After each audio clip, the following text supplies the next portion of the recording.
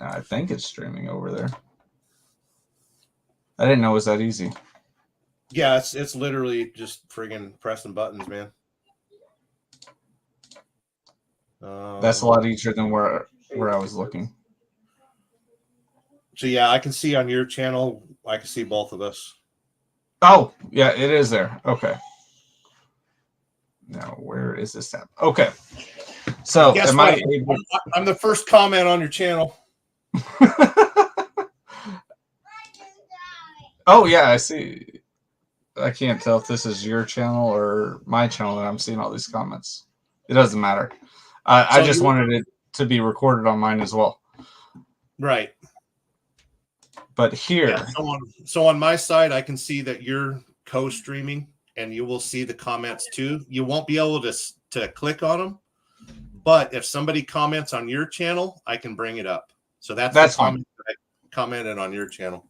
That's fine. Let me I'm gonna pull something up because you already alluded to it. Uh-huh. But this has no it has no Mr. Hotshot Truck Shopper.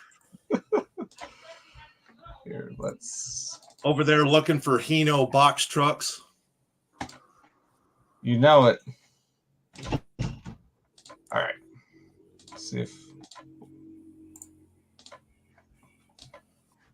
the wheel burglar might go live later. All right, I'm glad he's in here because he could help us with this as well. So I was doing something that you alluded to. Can you see it in the panel now? There you go. All right, this doesn't have sound. Uh-oh. Oh, it went away. Okay, so I've got that. There we go. That's it. That's it. So I was looking at trucks yesterday. This one has a 279 gear ratio. It's a 12-speed auto. Obviously, Peterbilt 579, as you could tell. Has a battery, APU or EPU, whatever you want to call it. I am considering. I don't know if I'll actually get this one. I'm just looking right now. Yeah. This one's right now at 150,000, and part of it was because of this damage you see right there. And it's got 100,000 miles on it, roundabout. Right. It's very clean on the inside. I didn't see anything wrong with it on the inside. It has a 6-year, 600,000 mile warranty. I looked at this one, and there is one other truck I looked at that after this one gets done, I'll put up there. Okay. I wasn't too sure about the 279 gear ratio though on this one. And then I actually went back and watched one of Wheelburner's videos on the ET Transport channel, and he actually said for the Detroit engines with the 12-speed, the 308's the way to go, and actually 279 isn't bad. I did take it on a test drive, and I forgot to pay attention to what the RPMs were at 65, but it rode smooth. It pulled to the right just a little bit, but I don't think it pulled any more to the right than my truck does. But it seems like a pretty nice truck. But as far as anywhere, it was just on that bumper and the hood. And let me see if I can pull up the other video. Okay. This is the other one I looked at. That I forgot to get the year on this one. The other one was a 2023 Peterbilt. I forgot what year this one is, but it's got about 280,000 miles. It's for 90,000. It's got damage right at the same spot on this one as well. Okay. I don't know what it is with that passenger side front end where people damage it. But this is a Freightliner Cascadia. It's got the battery APU. They got it for sale for 90. Right up here, you'll see that damage. It's an auto. It's got a 308 gear ratio, which is okay for an auto. Well, on that video that I saw from Will Burner, he actually recommended the 308 for the Cascadias for whatever reason. And he'd probably be able to answer why he recommended that. But Well, overall, what's the alternative? Yeah. So the lower the number, the slower the axle. So that'll lower your RPMs at cruising. That's what I thought. Okay, that one's played out. You could take it away. Yeah, so like if you were like doing construction, hold on, freaking pressing buttons I don't need to. Yeah, if you're looking for like construction and stuff like that, that's when you want a higher rear end ratio. But if you're looking for fuel mileage, you want the lowest ratio.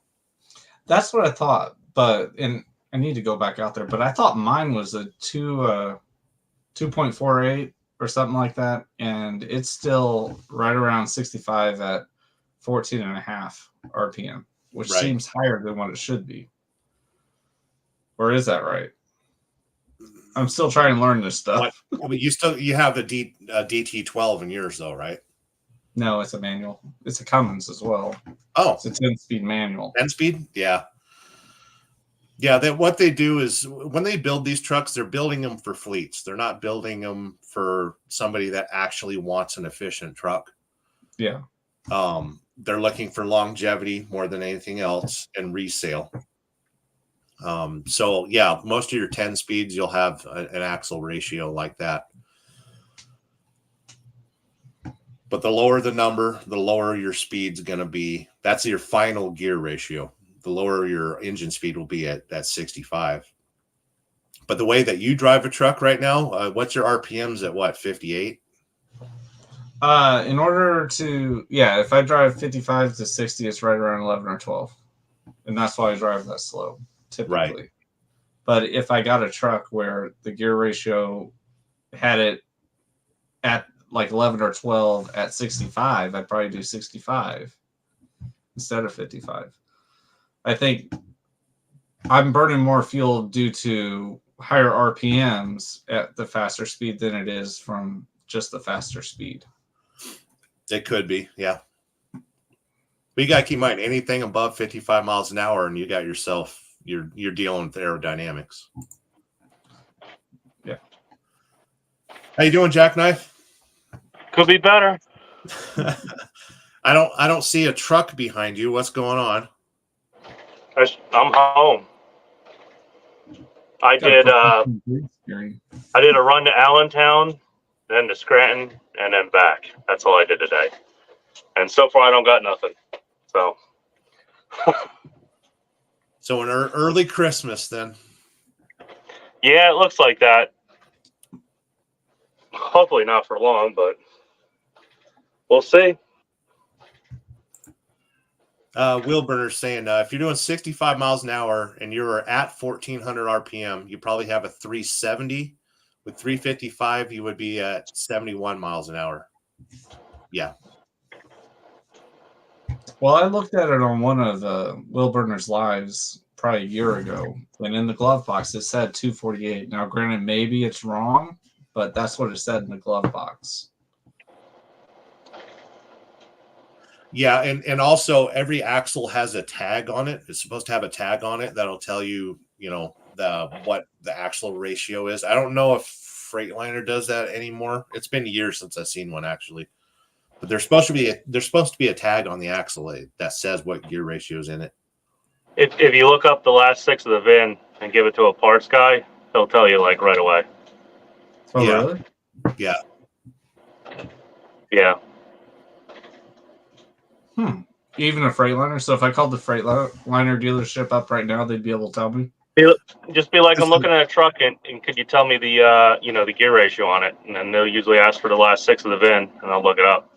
Yeah, anybody in parts, because the first screen that pulls up when you put in the last 6 of your VIN number, it pulls up the truck's build sheet basically, and they'll be able to tell what motor, what transmission, what paint color, everything.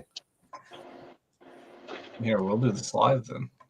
Give me a second. The dealership's still open around me. Yeah. Did he join from his StreamYard? Yeah. Is that why? So when he went to StreamYard, and it gives you a choice to also stream to your own channel, and then I just let him in on my stream. So right now I was wondering how he got the background. That's all. Oh, he's using a virtual background. So am I. Oh. You got the green screen. Why aren't you using a virtual background? Well, what, you can do that right here? Yeah. Are you on your phone or a computer? I'm on the phone. I think you can do it by phone. Go into settings and you'll see virtual background. I'm not sure if you can do it by phone though. CB saying somebody's drill and refine more diesel because I have zero interest in fuel savings. Nah. Yeah, CB's he's out there trucking hardcore right now. Don's on the phone with the Freightliner dealer. Tolga's going to listen in the background. Wish all an excellent conversation to all. Curtis Hawk saying, Brian, that's the Ultralock Biggs bunk available for the Pete 579. Mr. B saying 289 is a good truck if you don't plan it hauls potato chips and pulls. I would never touch that truck. Yeah, I've all the experience that I've seen with Peterbilts. I would never go anywhere near a PACCAR product. Number one reason is a Freightliner I can get fixed anywhere, or I can fix it myself. Everybody out here that's making good money is doing it with a Freightliner. Anyone else in a Peterbilt or anything else out, it's their vanity trucking. Fight me. CB saying, I want the gear ratio. It makes my Jake brake scream the loudest. Skip 2 gears every time you downshift. Chris Hawk saying 355s. Go get yourself some 480s in there. Ice guy. The lower the gear ratio, the faster truck runs in hard, pulls, you will be smashing the throttle, saying, let's go. Between the taste and texture of DEF fluid and gear ratios, we could start an all-night argument on this one. Wilbur saying, Don, please be careful of that 2023 Peterbilt. We have 14 of them in our yard going through different ECM issues and DPF issues. The fleet that I used to work with has a fleet of 35 Peterbilts. 3 of them don't have a check engine light on right now. Think about that. And 10 of them cannot be driven. They are physically fine. Everything works. But you send it down the highway and 30 minutes later, it's broken down. Just continuously comes back on a hook. PACCAR is really shit the bed as far as trucks are concerned. I'm going to pop in here, Donnie, when you get a chance. I see you hung up the phone. Curtis Hawk saying anything with a Cummins can be serviced anywhere. Yeah. All right, I'm back. So what'd you learn? So you got 247 in your truck with a Cummins and a 10-speed. Yeah, that's what the dealership just said. 247. And you thought it had something else according to the dashboard? I thought it was 248, but I just remembered wrong. But I was very close. Yeah. So I don't know why mine is up near like 14 or 1450 at 65 though. That's what I don't get. Right. Well, you got to keep in mind that the transmission itself has 10 different gear ratios, right? Mm-hmm. And every transmission, every 10-speed, every 13-speed, every 18-speed is built to a specific set of gear ratios that can't be changed easily. So they rely on the rear ends for final gear ratio. Okay. But both Wheelburner and I disagree with you even looking at a 2023 Peterbilt right now. Don't even let it cross your goddamn mind. I think I forgot to tell you guys. It's also got the Packard. Yeah, I know. It's got the Packard. Yeah, between the two of them, I was actually leaning more towards the Freightliner. To be honest, I was expecting for a lot more of a wow factor with the Peterbilt than what I got when I looked at it. So I saw when you showed me those two trucks, I instantly thought it seems like maybe the truck had been rolled and they didn't have enough money to just finish the hood. They just did the cab and the fairings. It seemed like the first one on that Peterbilt. Oh, the Peterbilt? Yeah, because the body looked really good. And I know a lot of times shops will fix the big stuff first and leave like just minor weird bumper scratches and stuff like that. And you go and you find the history on the truck and you find out it's got a brand new cab and it's just been painted, No maintenance history on either of them is one thing I don't like as well. No maintenance history is instantly, in my book, 15% off the price. Yeah. I don't know. If I had to pick between the two, it would definitely be the Freightliner right now. Wheelburner saying if you buy the Packard, send Wheelburner a check every week for $1,500 and I'll hold on to it for your repairs. Well, I'm not gonna lie. Part of the if I would have got it, it would have been because of the warranty. Yeah. So, like, in a way, what do you got? How many times can you tell your customer that your truck's in the shop because of warranty? Yeah. True. That is true. Customer wants perfect service. Let me bounce up to the top here because let's see. Don't want to piss Wheelburner off. Transmission is quite possible the original owner of the truck changed the gear ratio after purchase because he was doing something else with it, which is what I did to my Columbia. I changed the rear ends on mine. Maybe, but Penske was the original owner. Yeah, Penske leaves in perfectly stock. Tyke Trucking's in the house. Dang, I wasn't notified of this. Here I am now. Now let's argue gear ratios and the taste of DEF fluid. What DEF fluid do you think tastes the best? Yeah, I think Love's is the best. CB saying he knows of 5 Coronado gliders with Series 60 Detroit's for sale if you're interested. I'd be going newer, not older. Only if I was hauling grain and I actually didn't have a CDL anymore. To be honest, out of going that little truck shop, and what I got out of it is it's pretty easy to get a replacement truck. I'm in no hurry to really get a replacement truck at this point because they're only going to get cheaper. And I don't know, it made me more or less just want to wait till my truck throws a brick through the engine and then just get a replacement. Yep. So.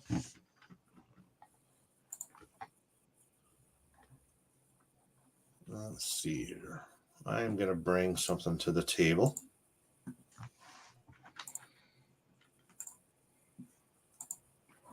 So that is Premier Truck Group, our Freightliner mega dealer here on the West Coast. And you'll see a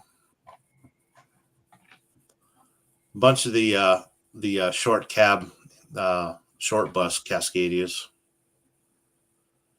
And they're pushing them with a $5,000 down payment allowance. It's Oklahoma City. Let me see if I can change the location here.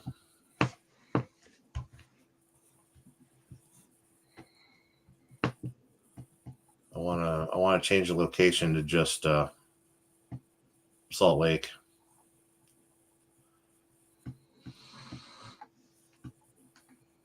That's not letting me do it. But my nearest dealer is Salt Lake City. And most of these red trucks you're seeing right here are Sierra England trucks. There's a 2020 with 500,000 miles for $52,000. There's this one right here.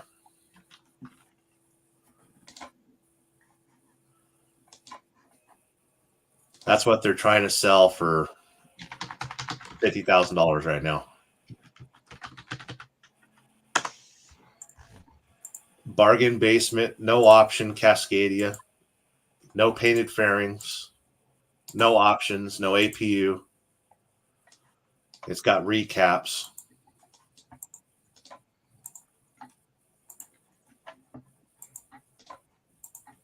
Just a basic ass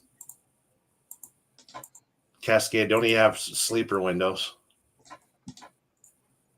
It's a DD15.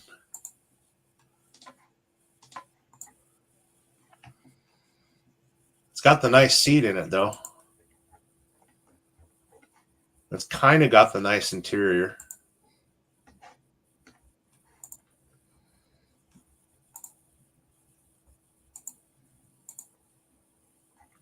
And it's got the air release for your kingpin, which is good for doing dropping hooks. Automated. One thing I was surprised by is neither of the truck have that air pressure gauge for how much air pressure is being used in your airbags, so you can kind of guesstimate the weight. Yeah, and that's common on the very, very cheap trucks that are out there. You know, it's just an option, and most drivers these days don't even know what that air gauge even means or cares. Wheelburner saying 150,000 is a lot to ask for a truck with no maintenance history. Yes, That's kind of what I thought. Shannon saying what from your channel. Hey, Shannon. Wheelburner says the best tasting death fluid is True Blue out of the jug. Shannon saying, what's happening in here? We got we're tag teaming a live show right now. Tyke Truckin' saying the PACCAR is a good engine. Watch your belts and you'll be good for 500,000 miles. PACCAR pisses all over the German hill detector DD15. DD15. See, the difference is, like, PACCAR motors do better. They do better in Europe because in Europe, their diesel is 0 sulfur. We have ultra low sulfur diesel in the States. So European engines tend to grenade. Tyke Truckin' saying, like, bye-bye. Curtis Hawk saying PACCAR makes a shit motor. They make a good motor. It's just, for America, no. I think I figured it out. That Freightliner is a 2021, according to their website. What was the price on it? 90. Ugh. How many miles? I think he said like 280. 280,000. But no maintenance history. No maintenance history. He said neither of the trucks came with maintenance records. So he bought them at auction then. Oh, you think so? Yeah, those are auction trucks. Right now, that Cascadia at auction would be 44,000, I think, maybe 50,000. CB saying that truck has back and forth on I-80 in Wyoming written all over it. Which one is he talking about, though? The Peterbilt? Yeah. I assume so. Yeah, I assume too. Chris Hawk saying they make a good motor as a boat anchor. A lot of PACCAR hate in the room. I don't know if I'd want a PACCAR out of warranty. That was the other thing going against the Peterbilt. But I do like how the Peterbilt drives and just how it's set up. They're beautiful driving trucks. I'll give you that. The Freightliner also had a DD13 instead of 15. No. Absolute no on that. Why you say that? They say that it's better on fuel mileage, and in your situation when you're running Midwest and flat and level and stuff, you might see that. The problem is that DD13 is not a 1,000,000-mile motor. That motor will last 500,000 miles before something major happens on it. It's overstressed. That's kind of what I was thinking. Like, wouldn't you want the more motor, even if you do sacrifice a little on the fuel economy, so it's not working itself so hard?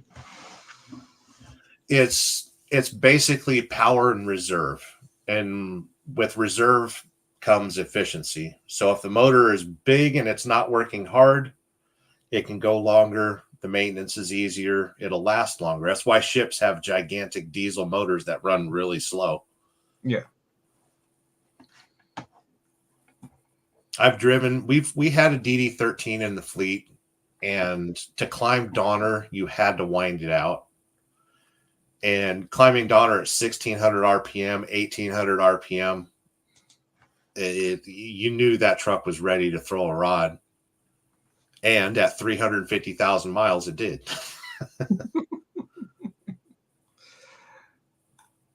Well, it was interesting to go truck shop. Now, I think both of these, it was just a good experience. Like I said, I didn't get the year of the Freightliner when I was there, but now that I know it's a 2021, that's a bit too old, because by that point, the warranty is about to run out on it with a 5-year that would expire here in just, well, a year or two, pretty much, because if it was put in service 2020, mm-hmm. Not to mention, is it going to have build qualities because a 2020 built truck, year built truck? Well, be at the tail end. That's a good point. Yeah, and Freightliners are built in Mexico, so they were under stricter guidelines than we were.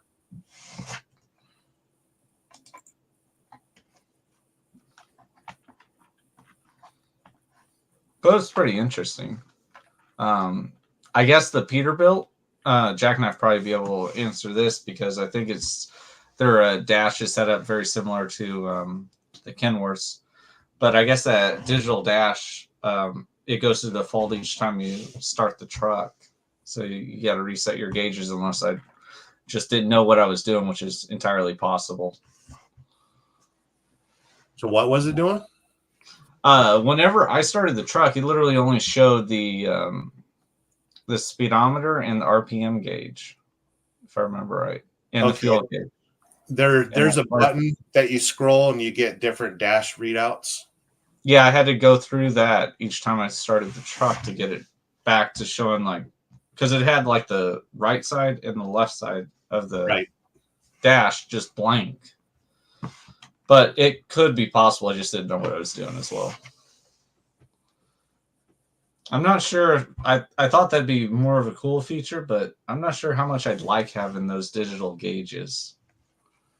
The problem with digital gauges is, like, the Peterbilts. I drove 3 different Peterbilts when I was working at the first contractor a couple of years ago, when I shut down my authority.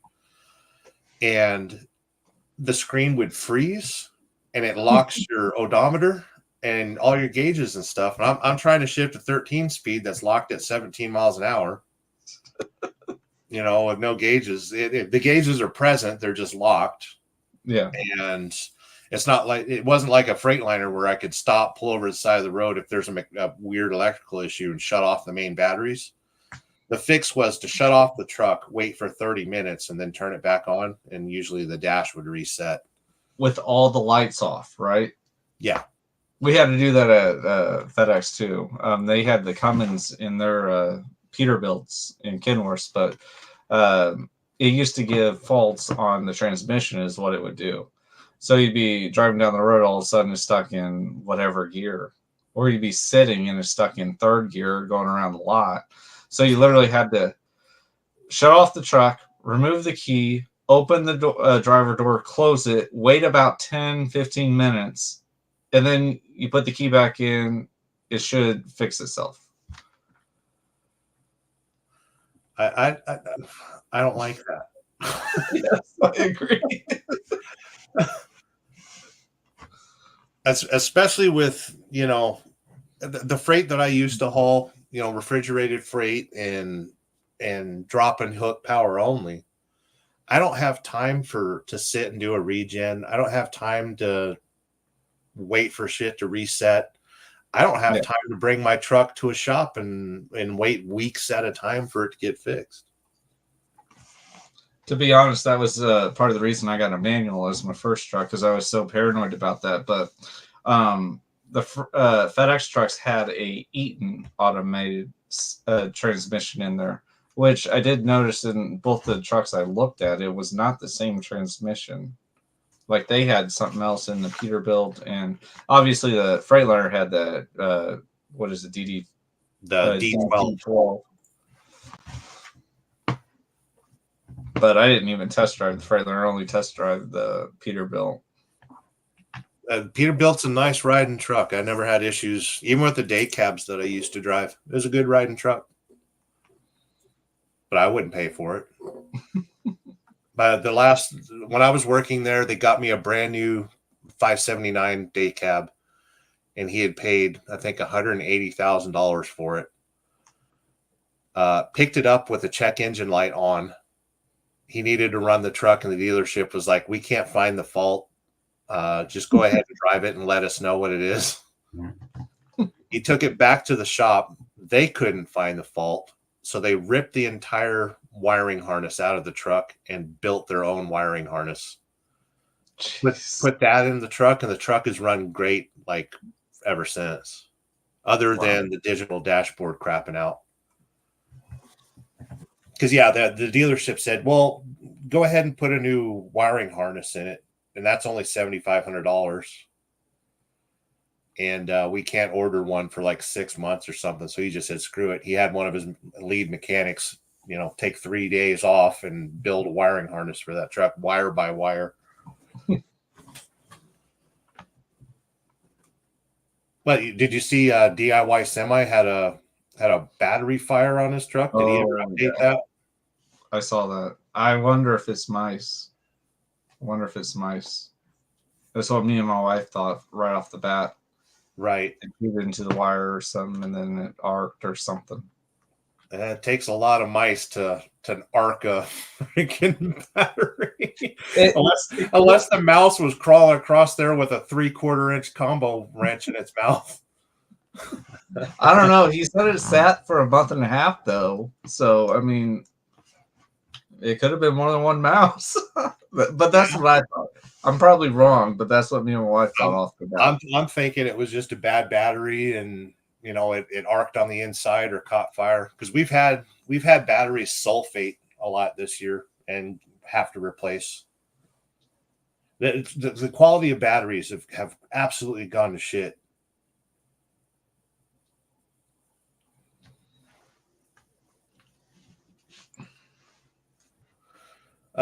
Currently on Ritchie Brothers, our biggest auction house here on the West Coast. I think it's in the United States, actually. Yeah. They got a big one in Kansas City as well. 950 trucks on auction right now.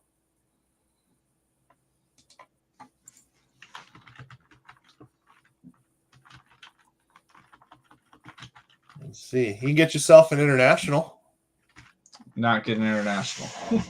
I was burnt. That was my first truck, first company truck, and I'm never getting international. That burnt me so bad. I hated that thing. Like, it seemed like every week there'd be a new air leak somewhere. So this one's only $39,000 right now. It's a 2020 with 291,000 miles. It probably still has warranty. Cummins X15. Diesel exhaust fluid, blah, blah, blah.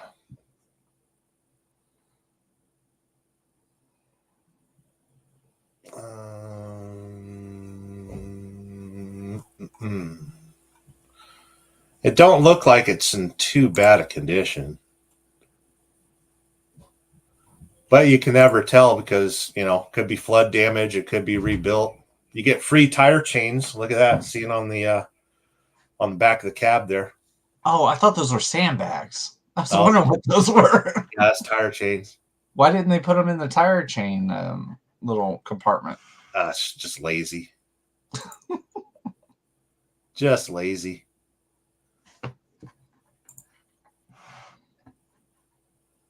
I don't know. It's got a Cummins in it. It was built in 2019.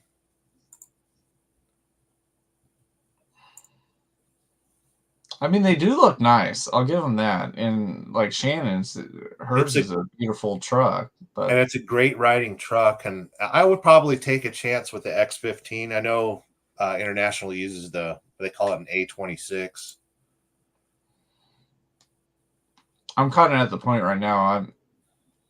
I'll probably end up getting another Freightliner. Right. If I went anything else, it'd be only because it'd be something I like more than savings. But I think most likely I'll go Freightliner just because they're going to have the best fuel economy. Fuel economy and uptime, and I'm at the point where, well, right now I'm not owner operator anymore, so I really don't give a shit. But I have no time at all for vanity. I don't care what the truck looks like. I don't care. I don't need the admiration of grown men saying how cool my truck looks. I want money in my pocket, man.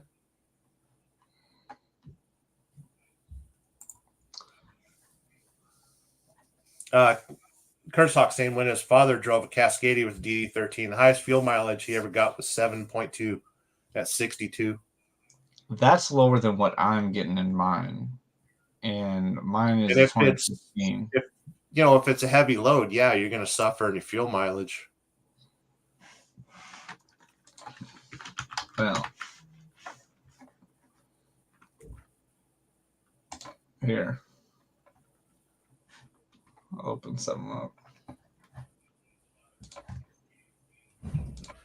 Mr. B's and T's, young fellow, you got 10 people in here. I know for a fact that they know what they're talking about when it comes to trucks. I would listen to them. I think your best question, B, is what new? Well, that's why I'm kind of streaming this. I'm not going to get either of them most likely, but it's more to learn from you guys. Yeah. Hence the reason under my tag it's novice carrier operator. Right. Come on now.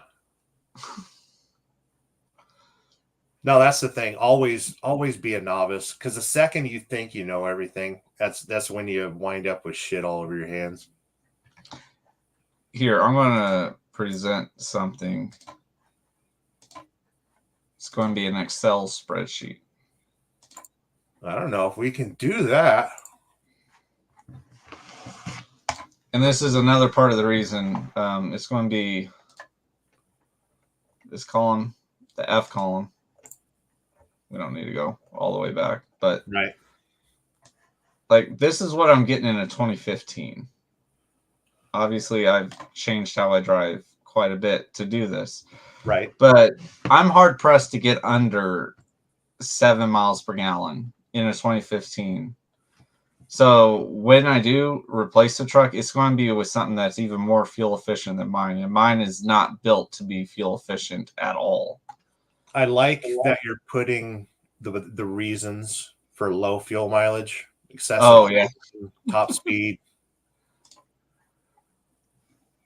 Yeah, I do that if I have like a really low one. But even like here, I was driving to Oklahoma and they made the appointment so tight it was hard to get there because it was west of Oklahoma City and I picked it up in St. Louis and I had to be there the next morning. Right. But it's still, even doing 80, it was 7.2, 7.4. Like, I'm happy with my truck. It's just getting old. That's the reason I'm even looking. So, one way that I was told to do it when I first started my company is always keep adding to your maintenance fund, even when your truck is paid off. When your truck's paid off, add a little bit more. Like half the truck payment gets added to the maintenance fund.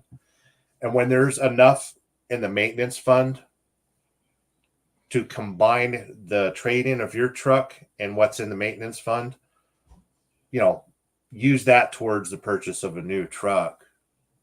That might be what I end up doing. I got savings. I would never buy, no matter, even if it was a brand new truck off the lot, I would never buy a truck unless I had $15,000 cash on me for maintenance.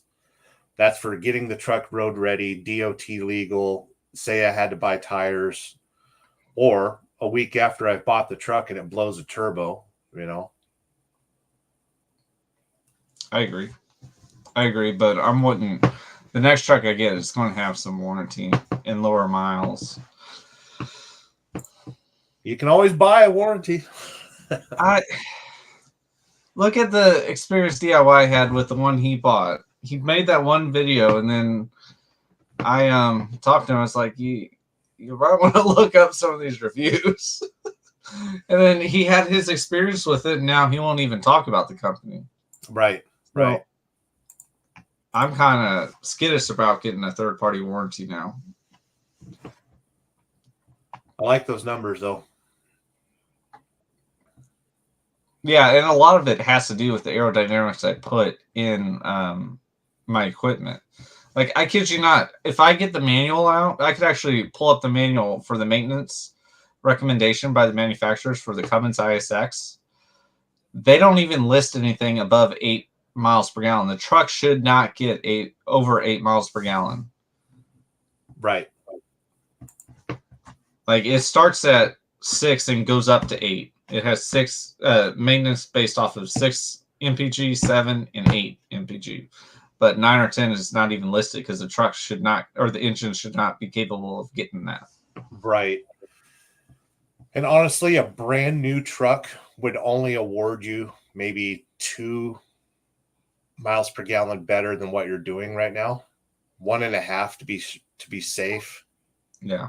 With the type of driving that you're doing, at the end of a year, does a 1.5 mile per gallon translate into a truck payment as far as savings is concerned? It is more for the warranty than anything else, to be honest. Right. But yeah, it is partly for the fuel savings, but I was looking at it more for if the turbo blows, I'm going to pay for it type thing. Sure. But I don't know. Looking at those trucks, I came back with a different thinking than what I thought I was going to have. It wasn't like, oh, I want to get one of these trucks now. It was like, oh, I could just wait till mine throws a brick and look how easy it is to get another truck. And between now and the end of next year, it'll be very easy to get a used truck because there's so many on the friggin' market. There will be so many on the market. That's exactly one of the other things I was thinking. But mine should be paid off. I'm wanting to pay it off early, which it's not due to be paid off till November of next year, but I'm going to try to get it paid off in April. How many miles are on it right now? 660,000. You're driving easy on it, though. Has it ever had any major repairs on the motor? Ever had the head pulled or anything like that? Because you said it was a Penske truck, right? So you've got full maintenance records. So you're going to call me an idiot here? What, you don't have the maintenance records? I have the maintenance records, and I don't know where I saved them. I can't find them. Call up Penske; they can find them. It's permanently in their system. Oh, so really? Yeah. The link they gave me, I went to it, and it pulls up a different truck now. That might be an issue. Yeah. So I probably could call them. Do you remember the history at all? There wasn't anything major that I saw. Okay. There wasn't anything major. No, I know there wasn't any engine work. Good. I mean, I had the heads adjusted. Which means between 600 and 800,000 miles, it's going to need something major. Yeah. A Premium 2000 is the only warranty company that I trust that I've used. Actually, the last truck that I had a Premium 2000 warranty on. Bought my truck. It had 470,000 miles on it. And I bought an additional 200,000 mile warranty for, I think, $6,500. And the reason I did that is because I was worried about the one box, and I was worried about DEF and any major things that could have happened. And I never had to use the warranty, but they are sticklers about stick to your oil schedules and stuff like that, and send in all your receipts whenever there's a repair, because they don't want to just spend money on anything. But on the one box itself, I was insured up to like, I think $25,000 in repairs. Never had to use it, but the times that I have had to use it, like on my Columbia, this is back in 2015, I had the turbo oil return line burst or something like that. Made a mess of everything. And they paid for the repair on that, and that wasn't a big deal. Really easy to do business with. They're the only company that I trust personally because I've used them before. But the thing is every warranty company is going to have bad reviews. It's the nature of the internet. It's the nature of everything going on today. So the best warranty, honestly, is just to have $40,000 in the bank for repairs. And I'm not as concerned about the emissions on my truck. I get the filter cleaned every year or two. Okay. And I think that does a lot more good than what people realize. Because I believe that actually gets all the ashes built up in there out of there. Isn't that what the filter cleaning does? Yeah, and it helps with the back pressure and a couple other issues. Because it's just like kind of like the catalytic converter on a car. Like if you ever owned a Jeep product and the catalytic, or a Dodge product and the catalytic converter plugs up, car starts running like shit, and it just gets worse and worse and worse till you have to replace the damn thing, or you burn a valve, or even worse things can happen. So yeah, it's smart to clean those filters on a regular basis. Yeah, and then I don't idle ever. Like it has a 15-minute warm up and 15-minute cool down, and that's about all the idling my truck gets. That's awesome. Honestly, in a new truck, like brand new truck like Jackknife Scott or something like that, you would easily be in the 11s, maybe even the 12s for miles per gallon. But do you take a chance with a truck that could break down? Do you take a chance with high payments and high insurance and crappy service network? And yeah, that's why I'm not in the game anymore, Donnie. I can't buy a 5-year-old truck and trust it anymore. A month after I sold my truck was a 2018 Freightliner Cascadia DD15, a 13-speed manual. Paid $50,000 for the truck at the October 2020, and I sold that truck a year ago now. I think it's been about a year. Sold that truck for $38,000. So I lost $20,000 on a truck that made me $480,000, I believe. A month after I sold the truck, the guy calls me up and he says, "Hey, can I get the maintenance records for this thing? Because the one box quit. The turbo is messed up, and it's got a warped cylinder head." He had to put $60,000 into the truck a month after I sold it to him for a $38,000 truck.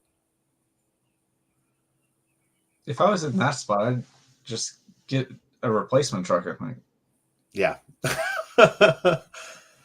But he fell in love with the truck. He liked it. He paid cash and everything. And he's like, yeah, I paid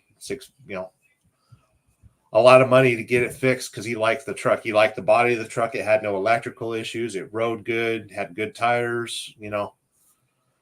What is a truck? It's a sum of its parts. And if it's just the engine that's bad and the smog equipment, well, we fix the smog equipment, we fix the engine, and now you've got the ability to ride that out for another 3 to 5 years and make your money. Eventually, the amount of money you throw at something will actually fix it. Yes. But then there's also something called the sunk cost fallacy, which is a lot of people will throw money at junk thinking it's going to fix it. But you don't see anyone restoring late 90s Chrysler LeBaron convertibles. That car's junk. There's no reason to restore something like that. I don't know, because I don't know what is the equivalent of a one box in the ISX. What would that be called? Because if that costs $20,000 to replace, say the whole thing needed to be replaced in my truck, I doubt I would actually replace it. I'd probably take the truck to scrapyard and just get another truck, with a warranty, especially now. I mean, the prices I was seeing was not that bad. Right. And we're going to start coming into that kind of market where it'll be the price to repair a truck will be so great, because you got to keep in mind we got downtime, we've got the lack of technicians, the lack of mechanics that can actually tell the technicians how to fix something. You might as well just get a good used truck, sell yours for scrap or whatever it is, and just roll it into a good used truck.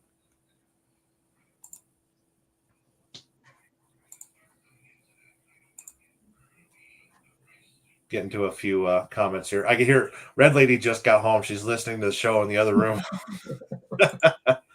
Hope you kids can hear my own show through my own show. Everyone's saying hi to each other. Shannon Thomas loves her LT because it's brand new. I think she probably just turned 90,000 miles on it. Wow. Forget how much she drives. Seems like she just got it. Yeah. She drives hard. Wilbur saying, I put 11 cents per mile into my maintenance fund every week. That's pretty standard. When I was independent contractor at CR England, that's what I did. Mr. B, 6 months before the warranty runs out, you dump that truck and get another new one. Yeah. I used to have a friend of the channel that he only bought brand new trucks. And, every couple of years he trades them in, gets another new truck, because all he's doing at that point is just rolling in profit, rolling in money for his company. He's not worried about the truck because he's just going to sell it and get something new. Isn't that what Will Burner tries to do? I think he's out of warranty. He's now. Similar, yeah. That's what I want to end up getting into.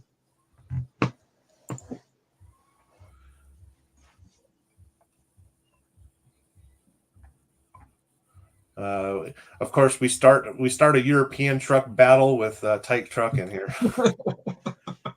Scania is now owned by VW. The heavy truck group Trayton, who is also owned by MAN. They also own Navistar, who is International Harvester. So you're going to experience European excellence soon. We've had European trucks over here, but we got Volvo. Come on now.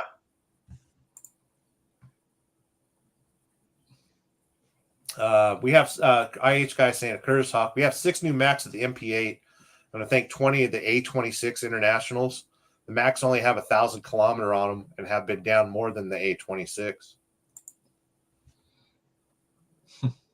CB saying, Don, you should be engineer for NASCAR team, not an owner, operator, truck driver. Yeah, with that spreadsheet action you got going on there. I got a lot of spreadsheets. I like spreadsheets. SST saying per kilometer. Shannon Thomas saying, I'm averaging 8.8 mile per gallon since Sunday so far, but I'm also using fuel ox too. That, she's probably not idling or anything. She's doing all right. Yeah, I bet she's not. I'd be curious, Shannon, pay attention to how much you use DEF. I've noticed a reduction in DEF usage. So like my miles per gallon on DEF has went up ever since I started using fuel ox. I've heard other people say that too. Rest Area Raccoon with $5.55 super chat. Thank you, sir. Mr. B's shit's collapsing. Fixing to be tons of trucks for sale. Just no jobs to pay for the damn things. It's a concern. It's a concern. CB, too much thinking going on here. Buy 2 cheap auction trucks, run one out of the rail yard, make it to the strip club or casino every night, then one truck breaks down, jump in truck 2. I almost did that. When I bought my truck, I had the opportunity to buy a sister truck. It was literally one VIN number away from it. And I thought about, well, maybe I'll drive one truck a little bit and then switch and drive the other truck just to keep the mileages down on both. And then eventually when I get sick of trucking, I'll just sell both trucks that have low mileage on it and get my money back. So he probably would have worked. He brings up a good point, though, and that's one of the ideas I had. It's not exactly buy 2 auction trucks, but idea I have, by the time I get a replacement truck, I don't think I'll be able to get hardly anything for the truck I got. So the idea I have is just to keep the sucker, have it set, maybe drive it every week or so here and there, and put my primary truck would be the replacement truck, but drive that just to not have it sit for months on end. That way I have a backup truck. Right. I gotta, whenever I get to that point, I want to talk to insurance, see how steep that is to actually do that, because they're going to be the ones in control of that. Right. How many years of owner operator experience do you have now? It'll be 3 years, or it is 3 years now. No, 2 years. 2 years. At 2 years, start shopping your insurance around, and you can get some pretty cheap insurance. Oh, that is one other thing I forgot to mention on my channel. I meant to do a video about that. That was months ago. I came up for renewal back in September. Okay. My insurance cost dropped by over half for year 3. I went from, I want to say it was 18,000 a year last year, is now right at 8,500 or 9,000. So I was pretty shocked about that. That's not bad at all. You're beating OIDA right there. Yeah, under 10,000 a year. I was crazy impressed. About sent a thank you basket to my insurance agent when I sold it. You might as well.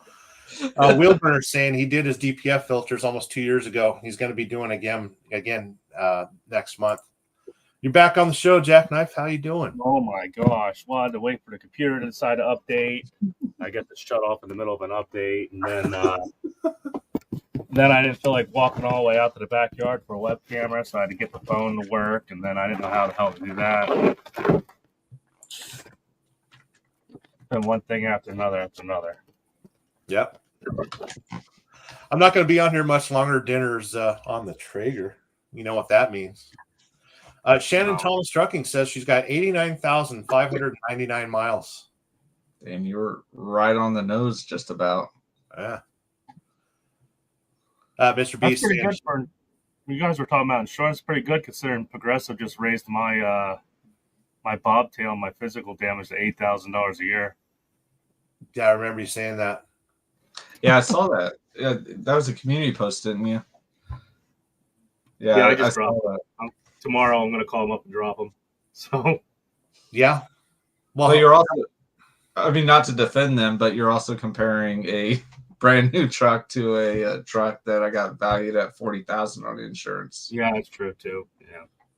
Now that would be replacement value on your truck, right, Donnie? I believe so. Yeah. Fate Truck is in the house with a boom. What up, Fate? Shannon Thomas Trucking saying, yes, my fuel ox does reduce my DEF efficiency. Reduce or improve? I think she means reduce the DEF usage, I think. Yeah. Yeah, that's what she means. Yeah, because I got another spreadsheet for DEF fuel economy, and ever since I started using fuel ox, it's used less DEF each fuel up. It's amazing. Tyke Trucking saying, payments ain't it. Drive it till it breaks and fix it. I remember guys rebuilding their engines on the side of the road. Never mind changing tires. I couldn't do that, but could I change the tire? If that still exists, by the way, you'll see the Mexican guys in Texas and Arizona and stuff. I've seen guys do engine rebuilds at the truck stop. Those guys are the real super truckers. That super truckers still exist. It's us lazy white guys that have to call TA to, can you please shut my check engine light off? It'd take me 2 hours just to remove the plastic. Oh, that's true.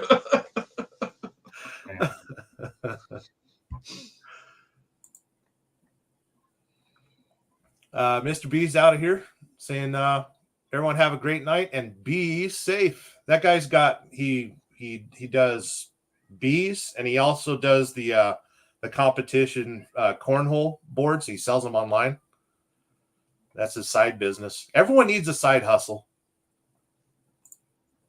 Shannon Thomas saying since April 7th when I got her. So she's been trucking. Oh my goodness. 9 months. Yeah. 8, I think. May, June, July. 10,000 miles a month. 8 months. Yeah. Jeez. Since she got the That LT. Yeah. Yeah. Tyke Trucking saying Volvo is pronounced Volvo in Sweden.